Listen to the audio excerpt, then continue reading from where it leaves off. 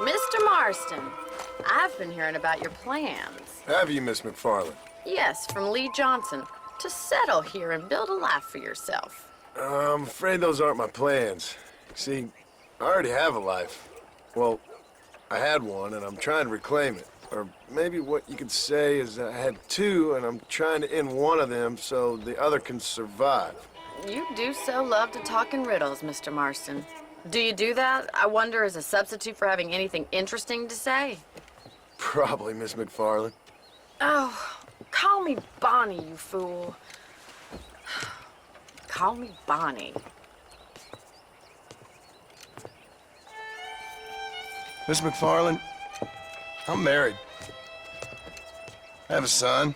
I had a daughter, but she died. Years before that, I rode in a gang. We robbed banks, trains, held people ransom. We killed people we didn't like. Bill Williamson was in that gang. Now, if I don't capture my former brother in arms, great harm will befall my family. Now, I don't suppose any of this is very interesting to you, but I hope it explains why I wasn't so eager to talk about it. No, I do understand.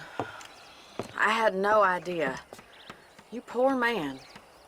Even in this new country, memories don't really fade. My father was an illiterate Scot born on the boat into New York.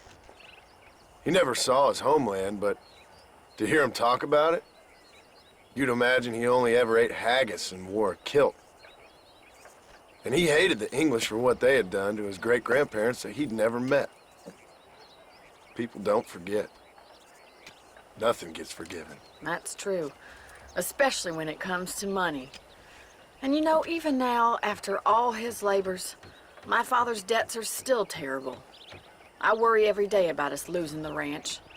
It would kill him. My father died when I was 8 years old. His eyes were, well, let's just say he was blinded in a bar fight south of Chicago. My mother died during childbirth. She was a prostitute, and he was her, well, I don't know what he was. So I was sent off to an orphanage and ran away and fell in with a gang. My word. What a difficult life you've lived. The leader of the gang taught me how to read, taught me how to see all that was good in the world. He was a great man in a way. But you killed people. Sure. And I've suffered for it. And that's the life I left, or tried to leave. I said too much, Bonnie. I'm an uneducated killer, sent here to do all I can do well. Kill a man in cold blood so that another man may do his part to cut crime in an area, and a rich man can be elected governor on the back of these promises. Civilization is a truly beautiful thing, Mr. Marston. Listen, can you help me? Well, I can try. What do you need, money?